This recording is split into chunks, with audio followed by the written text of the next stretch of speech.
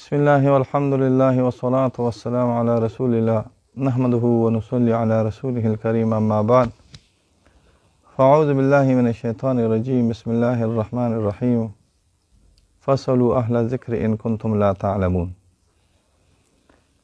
معزز و محترم و مرګرو دوستانو، ما تاسو ته د اصول الفقه الاسلامي یو درس کړی. بیا زما څه داسې مشغولیت راغله، زما نیت دا و چې زه دا دویم درس هم په دویمه ورځ باندې کومه، خو زما داسې مشغولیت راغی او د هغې مشغولیت د وجې نه په دې درس کې لږ تعطل راغی. اوس که چېرته ستاسو یاد شي نو ما چې تاسو ته د اصول الفقه درس کوو نو ما تاسو ته دا اصل کې توطیو تمهید جوړو د دې لپاره چې موږ به انشاءالله د اصول فقه دا درس د تقلید د احکاماتو او د استفتاء د احکاماتو او د افتاء د احکاماتو لپاره یو توطیو تمهید جوړو. ځکه زموږ فقه اسلامي چې څونه کتابونه دي، که احناف دي، که شوافي دي، که حنابله دي، که مالکیان دي، د دې د ټولو د اصول الفقه په اخره کې ابواب التقلید و اجتهاد په نوم سره خاص بابونه وي. دا د ټولې اصول فقه په اخره کې نه راغلي. داسې یو کتاب به د اصول فقه نه وي چې هغې کې په اخر کې اجماع او بیا د اجماع نه وروسته قیاس او په قیاس کې ابواب التقلید والاجتهاد نه وي، خصوصا د متاخرینو کتابونه. نو ما تاسو ته په هغه بل درس کې د اصول فقه الحنفیې او د اصول فقه المالکیې څه بیان کړی. نن به انشاءالله زه تاسو ته د اصول فقه شافعیې او د اصول الفقه حنبلیې انشاءالله څه بیان کوم چې په فقه الشافعیه کې د اصول الفقه څه کتابونه دي او په فقه الحنبلیه کې د اصول فقه څه کتابونه دي. او بیا ما تاسو ته هغه بله ورځ 20 حوالې تقریبا د مذاهب اربعو د مذاهب اربعو 15 کتابونه تاسو ته درکړي د اصول الفقه. هغه 20 حوالې وي د تقلید، د عمومي تقلید چې هغې ته مونږ تقلید شخصي وي، او بیا د مذاهب اربعو د تقلید متعلق حوالې ما تاسو ته درکړی وي. نن به بیا تاسو ته د 20 کتابونو نه چې 15 د احنافو دي، 15 د شوافیو دي، 15 د مالکیانو دي او 15 د حنابلو دي، د 20 کتابونو ته به بیا تاسو ته د وجوب د تقلید په عوامو باندې او بیا خصوصا په هغه کس باندې چې مرتبه د اجتهاد ته نه دي رسېدلې نو په ده باندې تقلید د واجباتو نه دی. او بیا په دې زمانه کې د بعضې عللو او د بعضې حکمو او د بعضې اشیاو د وجې نه د ائمه اربعه تقلید دا د واجباتو نه دی، او د ائمه اربعه د تقلید نه وتل دا ضلالت دی، ګمراهي ده، بلکې ډېره خطرناکه خبره ده. دا به انشاءالله اجماعا د ائمه اربعه د مذهبونو د کتابونو نه تاسو ته نقل کوم. خو د دې نه مخکې زه شروع کوم په دې باندې چې تاسو د اصول فقه شافعیه په کتابونو باندې پوه کړئ، ځان پوه کړئ ښه. بیا به انشاءالله د هغې نه پس انشاءالله حنابلو ته ځو او مالکیان ما تاسو ته ویلي دي. د اصول فقه شافعیې ډېر ښکلي کتابونه دي. په اعتبار د فقه اصول فقه سره دا خلک په مونږ اعلی دي، اوچت راغلي دي. د دوی قدیم متون هم شته او د دوی جدید متون هم شته. قدیم متون خو چېرته تاسو د دوی والی نو په قدیمو متونو کې د دوی زاړه کوم متون چې کوم راغلي دي. اصل کې د اصول فقه شافعیې قدیم یو 2 کتابونه یو 3 کتابونه تاسو ځان سره یاد ساتئ. یو ته ویل کېږي برهان د جویني. یاره وروره زه تا ته څه ووایم چې دا څه شي راغلی دی. دې ته لغز الامه وایي. لغز الامه دې ته ویل کېږي چې دا هغه خبرې دي د امت، هغه الغاز دي او هغه دونې دي چې اوسه پورې امت ته دې په بعضو اقوالو باندې اوس پېښ شوي، اوسه پورې نه دي پېښ شوي. لکه څنګه چې د کشف الاسرار، لکه څنګه چې د اصول البزدویه 9 یا 11 ځایونه داسې دي چې سره د شرحونه پې اوس هم خلک نه پوهېږي چې داسې دي. نو یو کتاب البرهان، د البرهان د علامه جویني د کتاب ډېرې شرحې دي خو په هغه شرحو کې د ټولو نه بهترینه شرح د ابیاري دا متن هم د شوافیو دی او دا شرح هم د شوافیو ده. التحقیق والبیان فی شرح البرهان دې ته ابیاري وایي. دې ته مونږ په خپله اصطلاح کې ابیاري وي. شرح الابیاري ابیاري په برهان باندې ډېر ښکلي بهترین او اعلی شرح کړې ده. بله د دوی زړو په متونو کې زړه متون چې کوم د دوی راغلي دي دا المحصول دی. المحصول دا د امام فخرالدین رازي کتاب دی او د محصول ښکلي شرح دی. خو د محصول نه ټولو نه ښکلي شرحه نفائس الاصول فی شرح المحصول دا د علامه قرافي مالکي ده. او دویم نمبر شرحه دا الکاشف عن المحصول فی علم الاصول دا د عجلی یا اجلی الاصفهاني شرح راغلی ده.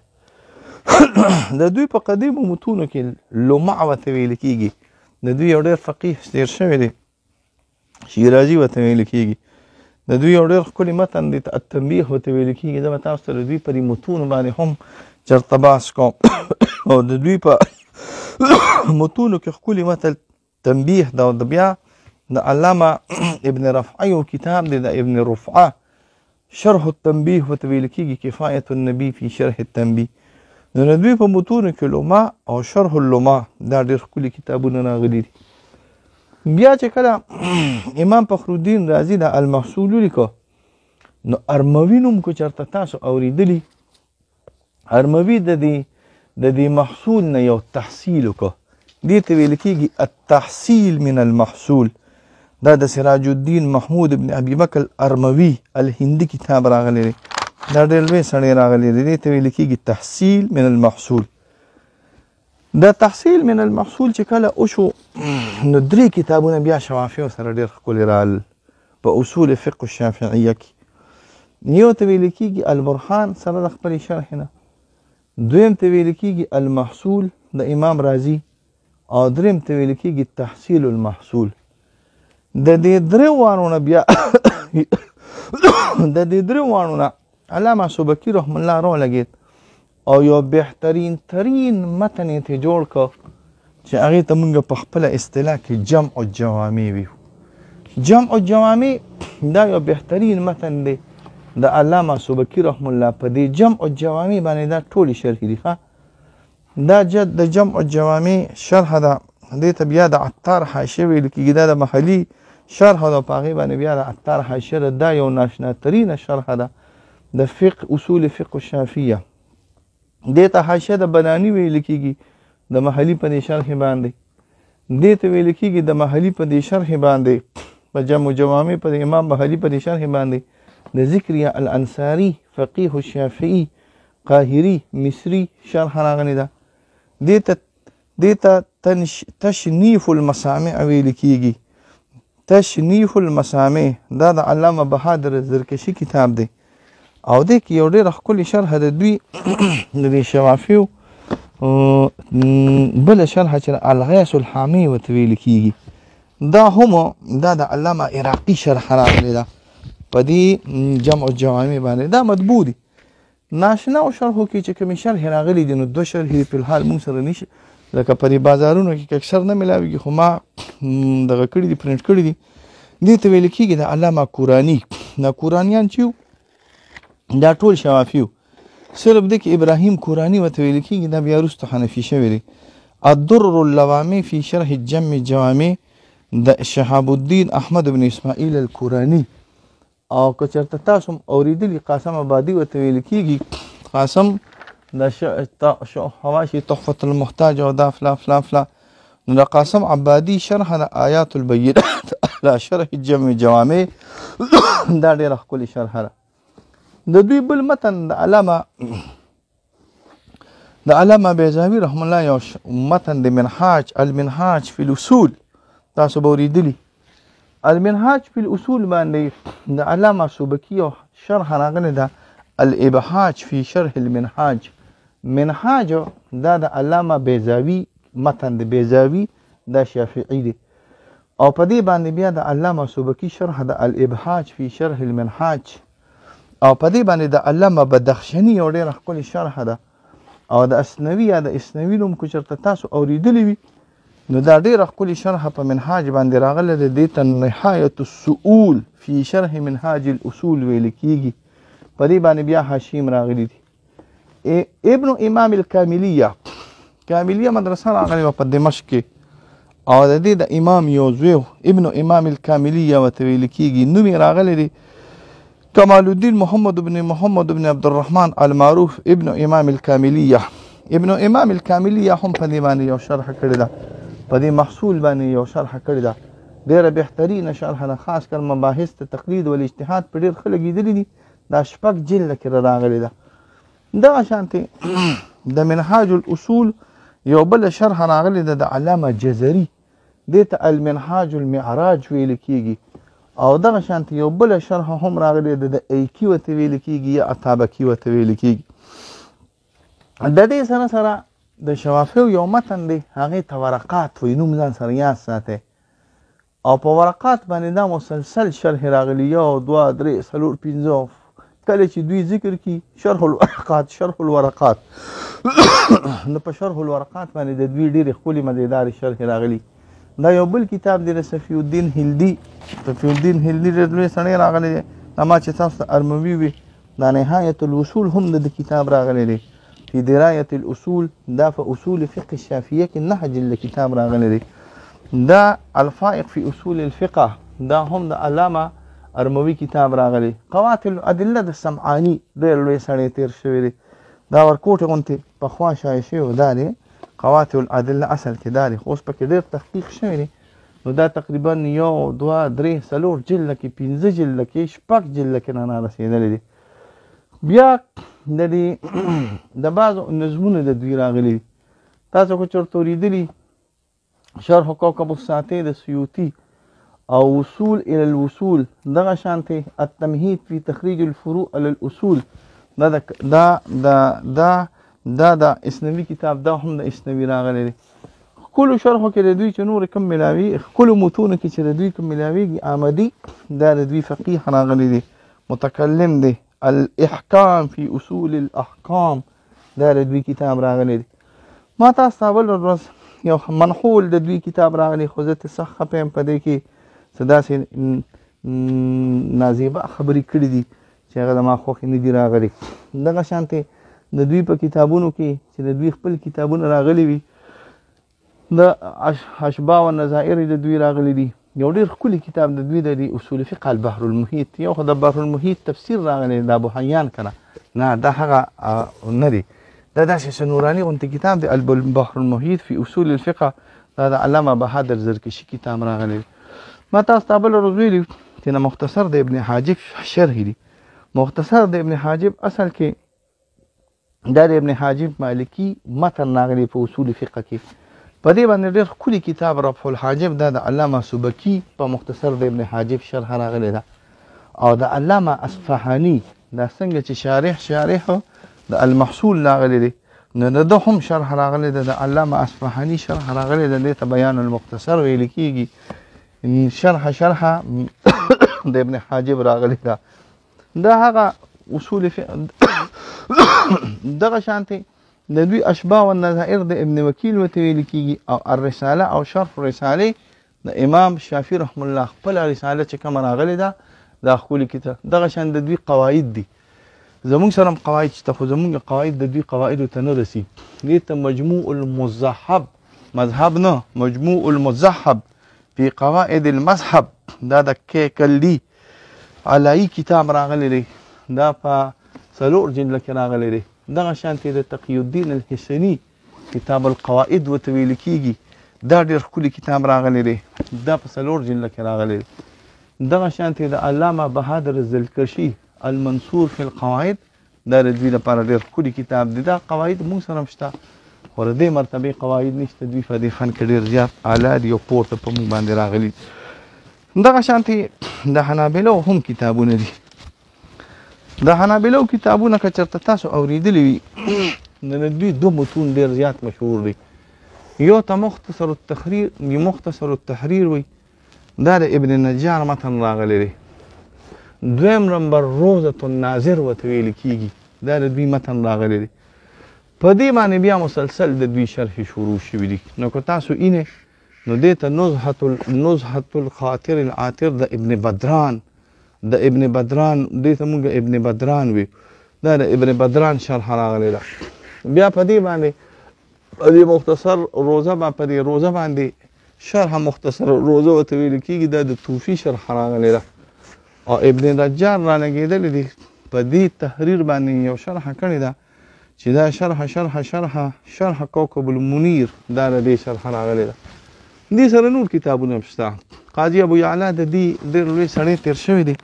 د قاضي ابو یعلا ډېر ښکلی کتاب راغلی دی العده فی اصول الفقه، او دا نوم کو چرته اوریدلی ابن عقیل ورته ویل کېږي. دا ابن عقیل معتزلي حنبلي دی، دا اصلا اشنا خبره.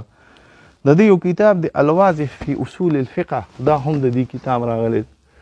بل د دوی یو ډېر لوی اصولي تېر شوی دی کلوزاني نوم کوم چرته اوریدلی وي، د کلوزاني کتاب راغلی دی التمهید فی اصول الفقه د کلوزاني. دغه شانتې د دوی اتحاف ذوي البصائر بشرح روضة الناظر، څنګه چې د روضة الناظر دا شرح راغلی ده، دغه شانتې د روضة الناظر دا شرح هم راغلی ده. دا د عبدالکریم شرح راغلی ده او ډېره ښکلې شرح راغلی ده، دا د دې ځای پورې تللې ده. دا شرح د مختصر اصول الفقه راغلی ده د علامه مقدسي. دا مقدسي د خپل تحقیق نه لري، دا څومره چې دا مقدسي پکې راځي دا اکثر حنابله راغلي وي. زه سعودي کې یم نو ما دا شرح لیدلی وه هغلته، خو ما سره پیسې نه وې نو ما نه وه اخیستلې. ډېره ښکلې شرح ده، دې ته ویل کېږي التخبیر شرح التحریر. دا مختصر التحریر، دا تحریر او مختصر التحریر دا د ډېر ښکلې شرح ده. تاسو که چېرته نوم اورېدلي یو دوه عالمان ځان سره یاد ساتئ، یو ته مرداوي وایي. مرداوي دا حنبلي دی. دلته یو کتاب پروت دی دغه دی الانصاف د مرداوي، او سفاریني دا ټول حنابلي دي. سفاریني حنبلي دی، مرداوي حنبلي دی. د دې مرداوي یو شرح راغلی د التخبیر فی شرح التحریر فی اصول الفقه، دا ډېر ښکلي کتاب راغلی دی. په دې قواعدو کې د حنابله هم ډېر ښکلي تللي دي. ښه اصل کې د حنابلو یو کتاب دی د ابن اللحام نوم هم که چېرته اورېدلي وي. په قواعدو کې په ټولو قواعدو کې د ټولو نه بهترین قواعد دا قواعد د ابن اللحام الحنبلي راغلي دي. نو ابن اللحام یا لحام دا حنبلي دی او د دا کتاب دا قواعد دا د ډېر ښکلي کتاب راغلی دی. دا ما تاسو ته انشاءالله په دې دویم درس کې د شوافیو او د حنابلو بیان کوم. ما تاسو ته د اصول فقه المالکي او د اصول الفقه حنبلي بیان مخکې کړو. دې سره دا څلور واړه کې اصول برابر شو. اوس چې دا څلور واړه اصول فقه برابر شوي، حنفیان، مالکیان، شافیان، بیمار یم سینه مې درد کوي، شافیان، حنابله، مالکیان دا ټول برابر شو. نو اوس موږ ته د تقلید مسله لږ اسانه شوه، ځکه تقلید چې موږ ثابتو، زه چې انشاءالله په تقلید باندې بحث کوم نو ما تقریبا 35 تعریفات ته تقلید رایستلي دي. انشاءالله زه به تا 35 تعریفات ته 35 کتابونو نه، بعضې داسې دي چې ځان له ځان لا، بعضې داسې دي چې جمع هم پکې راغلی. دغه چې کومه تسامح زموږ د فقهاو نه شوې ده، دا موږ چې کوم کوو رفع الحاجب او بابرتي په دې باندې تصریح کړی ده چې دا موږ کوم کوو، دا مونږ چې کوم تقلید کوو دا تسامحا تقلید دی. دا اصل کې تقلید دی نه، دا اصل کې اتباع راغلی ده. د دې وضاحت په انشاءالله زه کوم. نو تقلید به مونږ انشاءالله د قرآن د آیاتونو نه ثابتو، تقلید به مونږ انشاءالله د حدیثو نه ثابتو، او تقلید به مونږ انشاءالله د فقهاو د اقوالو نه او د اصول فقه د اقوالو نه به انشاءالله مونږ ثابتو د عالمانو دپاره. او زه تاسو ته یو څو د تقلید د نفس تقلید او د ائمه اربعه د تقلید د وجوب یو شل حوالې نورې در کوم. ها دا شل حوالې هغه دي چې دا د هغه حوالو نه جدا راغلي دي، او دا انشاءالله نوي کتابونه دي. دې کې ډېر زیات اشیا ما سره دي، ما تاسو ته ویلي دي. دا به انشاءالله زه تاسو ته انشاءالله وایم ورو. دا انشاءالله 21 کتاب دی. ښه دا د ابن العماد نوم کو چېرته اورېدلي، دا د حنفیانو نه مې شروع کړه. دې ته مونږ نهایت المراد ویو فی شرح هدیة ابن العماد. دا شرح هدیة ابن عماد دا ډېر قوي سړی راغلی دی. دا د عبدالغني نابلسي شرح راغلی ده، نهایت المراد ورته ویل کېږي. نهایت المراد په صفحه نمبر 260 باندې نه کی فالواجب علیه ان يسأل عنها احد ائمه الاربعه واجب دی په دې سړي باندې چې څوک طلب د استفتاء کوي او طلب د فقه کوي چې دی به د ائمه اربعه په اقوال باندې او د دوی د عالمانو نه تپوس کوي او کله دینه اخوزی دا ردی لپاره ناروا ده. په 260 صفحه باندې نهایت المراد دا خبره د تقلید متعلق ذکر کړې ده. دغه شانتي اشباح والنظائر ما تاسو ته بل ځل ښودلې وه، خدا اصل کې جلدو مې ښودلې و. اصل کې دا مسله د اشباح والنظائر په جلد نمبر 1 ما سره چې کومه ده سره د شرح الحموي په جلد نمبر 1 صفحه نمبر 333 باندې ذکر شوی ده. په جلد نمبر 1 صفحه نمبر 333 باندې وی ومما لا ينفذ القضاء به ما اذا قضى بشيء مخالف للاجماع وهو ظاهر وما خالف الائمه الاربعه مخالف للاجماع. وی فقط صرح في التحرير تحرير دانه ما سره دي تحرير باندې مفهوم چې دا څه تویل کیږي.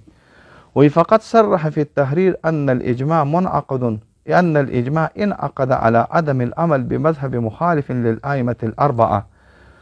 اجماع منعقد په دې باندې چې عدم د عمل لاغلی په مذهب د مخالف د ائمه اربعه په ائمه اربعه په مخالف باندې با عمل نه کوي، په دې نه عمل باندې اجماع راغلی دا ذکر کړی دی اشباح والنظائر په جلد نمبر 1 صفحه نمبر 33 کې. دا زما یو بل کتاب دی په لاس کې بل کتاب دی ته التقریر والتخبیر وی دی ته موږ شری تحریر وی.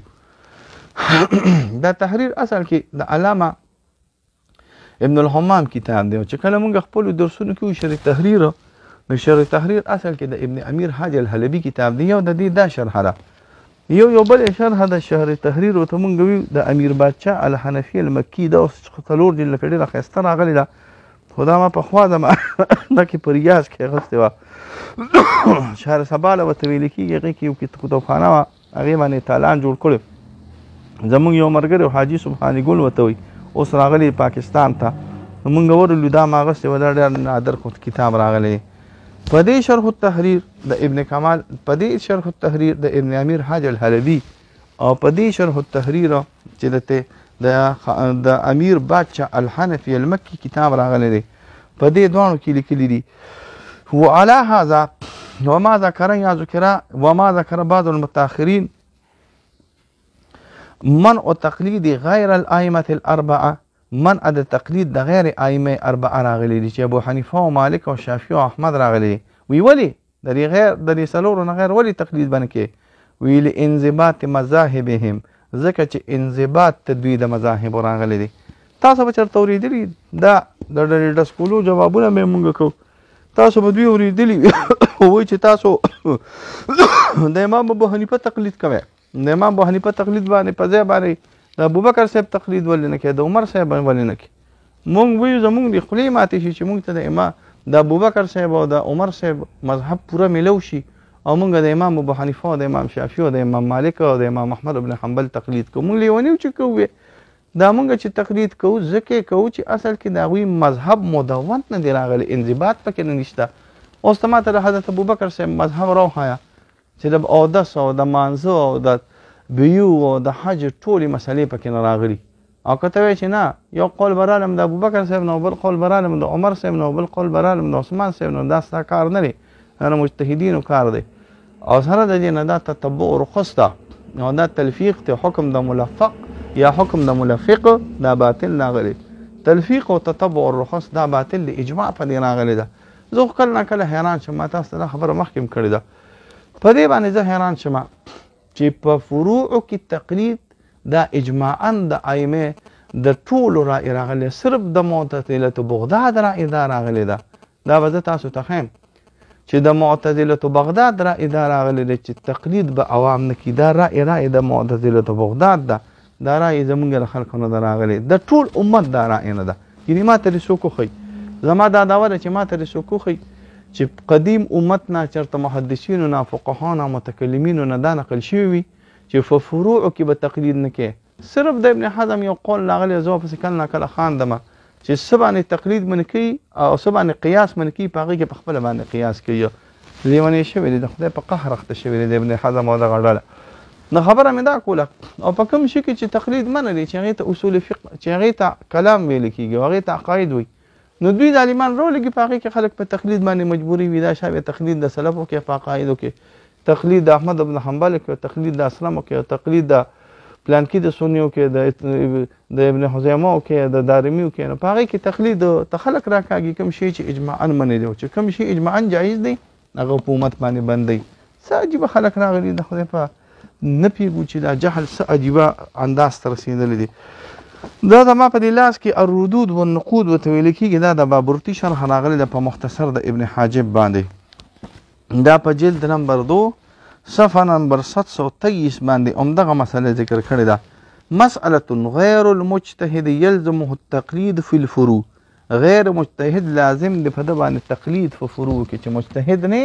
نو بیا به ته په فروع کې تقلید کې نو موږ که چېرته اورېدلي فناري ورته ویل کېږي دا ډېر لوی سړی راغلی دی په احنافو کې ډېر لوی سړی فناري تیر شوی دی فناري په خپل کتاب کې فصول البدائع فی اصول الشرائع کې په جلد نمبر 2 او صفحه نمبر 488 باندې دا مسله ډېره په تفصیل سره ذکر کړې ده چې عامي سړی به تقلید کوي او بیا په تقلید کې به همیشه د ائمه اربعو تقلید کوي اخوا دېخوا تقلید به نه کوي قرأت الاصول ورته ویل کېږي د ملا خسرو صاحب دم دا ذکر کړی ده شوافیو چې کوم ذکر کړي دي ډېر ښکلی انداز کې دي اول به زه شروع واچوم د حاشیة عطار على جمع جوامع عطار په خپله حاشیه کې نوراني غوندې حاشیه ده په جلد نمبر 2 صفحه نمبر 440 کې ذکر کړي دي وی والاصح انه يجب على العامي وغيره واجب دی په عامي او په غیر د عامي نه وی کم عامي وی ممن لم يبلغ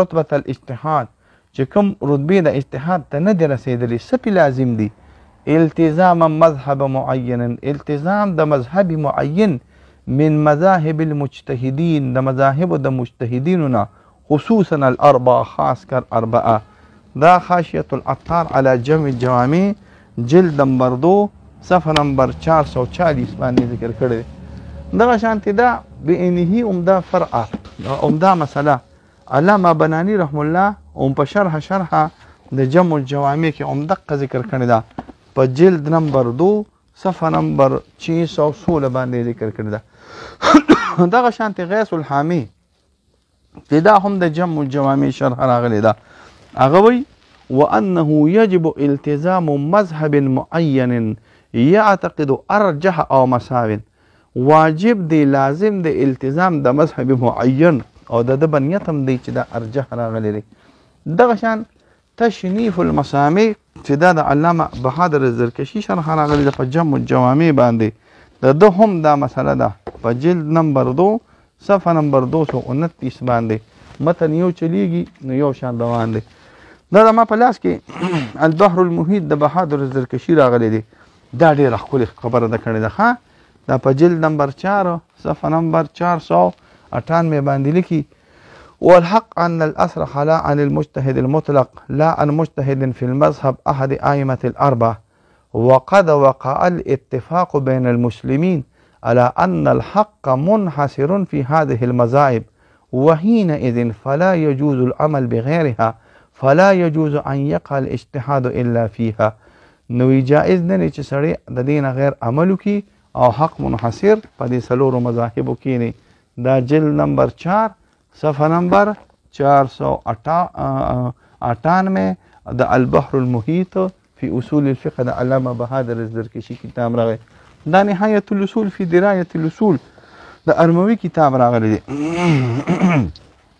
دی هم په جلد نمبر 9 صفحه نمبر 3920 کې لیکي دا د جلد مسلسل سلفي وهذا الدليل يقتضي أن يجب على العامي أن ينتهي مذهبا معينا ودا دلیل تقاضا دا کی چې په واجب د په عامي باندې چې دی به انتحار او دی به یو مذهب طرف ته نسبت کوي معین مذهب طرف ته به نسبت کوي دا مې شروع واچوله په مالکیانو باندې تاسو به نوم اورېدلي ما تاسو ته ویلي د علامه ابن حاجب دا متن دی او د ابن حاجب په دې متن باندې د علامه رهوني نوم هم کو چېرته اورېدلي ما تاسو ته ویلي رهوني د ډېر غټ فقیه راغلی دی د علامه رهوني شرح په دې مختصر د ابن حاجب ده دې دیتا تحفة المسئول ویل کیږي.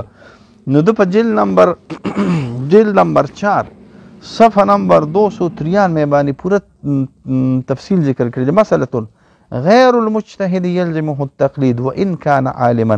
غیر مجتهد په د باندې لازم دی چې دی به تقلید کوي اگر که دی عالم وي. دا مسله بیا شروع کړې ده. بیا ورسې هغه ځای کې او تقریبا يجوز خلو الزمان للمجتهد خلافا للحلابنة الى اخره. او د دې د لاندې بیا ذکر کی چې تقلید د ائمه افتاء من ليس بمجتهد بمذهب مجتهد ان كان على الماخذ اهلا للنظر جازا. دې دا ذکر کی چې په څلورو مذاهبو کې په یو مذهب باندې دی. دغه شانتي چې چېرته تاسو اوریدلی ایمان تاسو ته بل ځل د رجراجي د شوشاوي د کتاب حواله درکړې وي او ما تاسو ته دا ویلي چې تاسو خیر د خپل مولیانو له لږ تپوس وکړئ چې دا رجراجي او دا شوشاوي شرح النقاب شرح تنقیح الشهاب دا څه ته ویل کیږي. نو اخذ القول عن قائله بغیر دلیل نه دی شروع واچي په مسائل د اجتهاد کې. يجب عليه الاجتهاد في اعيان المجتهدين ذا خلافا لمعتزله بغداد ما چې تاسو ته وي ضروره ير یو ناشنا علم الله تعالی ورکړ دی. او بیا په صفحه نمبر 5 صفحه نمبر 52 جلد نمبر 6 کې لیکي يجوز تقليد المذاهب. جائز دی تقلید د مذاهبو او چې څو خارج د مذهب نشي نو سړي زوی نه راغلي او پسې مو وی ګوري ها دا د نیو او بيزا برو دا نه دی ویلي. دا اوس بل کتاب مې لاس کې راغلی دی ایضاح المحصول من برهان الاصول. مازری ورته ویل کېږي ډېر لوی سړی دی. یو د مسلم یو شرح کړی ده شرح مسلم د مازری او یو دا کتاب راغلی دی د مازری په خپل کتاب ایضاح المحصول من شرح في جواز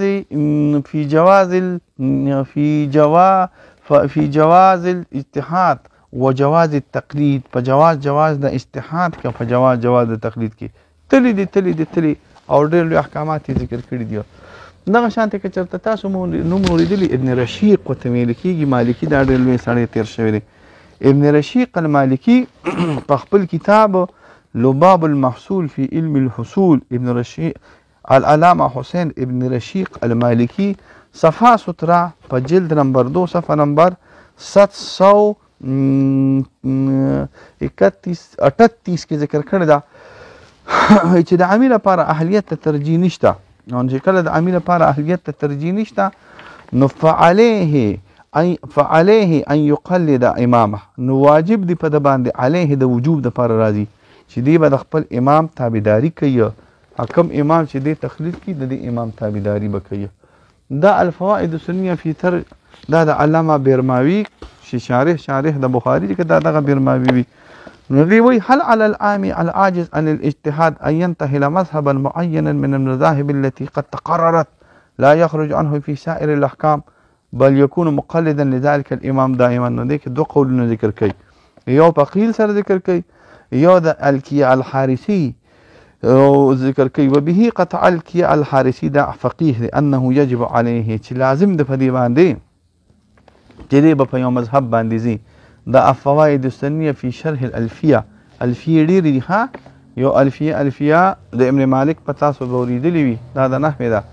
یو الفیه د عراقي د په حدیثو کې بېشماره شرح دي خاص کر خصوصا فتح المغیث ته صحاویه ډېره ښکلې شرحه ده او دا الفیه د اصول فقه راغلې ده او په دې الفیه د اصول فقه باندې د عبدالدائم الفیه راغلې ده او په دې باندې هم د خپل شرح راغلې ده. فقيه عبدالدائم البرماوي ورته ویل کېږي. دا حنابله راغلي دي. حنابله کې نوم تاسو اورېدلي کلوزاني ورته ویل کېږي. کلوزاني ډېر لوی سړی راغلی دی. اصل کې د دې حنابله ما سره داسې شل کتابونه شته دي اصول فقه ډېر نشته ګینې د دوی یو کتاب دی مسوده ورته ویل کېږي. د ابن عقیل یو بل کتاب هم راغلی دی. دې ذکر کړی دی په جلد نمبر 2 صفحه نمبر 299 صفحه نمبر 399 باندې. فيجوز للعامي تقليد العالم. نوی جائز دی د عامی لپاره تقلید د عالم. وبهذا قال اکثر العلماء او په دې باندې ویلي دي اکثر علما. وقال بعض المعتزله البغداديين لا يجوز ما چې تاسو ته چې صرف دا د معتزله ته بغداد راغلی ده نو د ټول امت دا راغلی ده چې تقلید فی الفروع دا جائز راغلی. دا ابن عقیل دا ډېر لوی سړی دی. تاسو خو چېرته د ابن عقیل نوم اورېدلي که نه؟ د ابن عقیل یو کتاب لیکلی دی الفنون ورته ویل کېږي. الله دې پنجپیر شیخ صاحب وبخي. خیر زموږ دا بعضې ملګري مه خفه کېږئ چې کله موږ د پنجپیر شیخ نوم والو دوی دا تندي داسې راتري وکړي. پنجپیر شیخ دی الله وبخي د کتاب الفنون نوم اول ما د هغه نه زده کړی. اوس خدای خبر چې هغه سره په خپله کتابخانه کې وکړو خو ما کتاب الفنون د ابن عقیل هغه نه 2 جلده ایستلي له PDF نه، نور ما مطبوعاتو کې نه دي لیدلی. او کتاب الفنون دا اوس چې 2 جلد لري دا لږ دی په هر فن کې تقریبا 10 جلده ذکر کړی دی. کتاب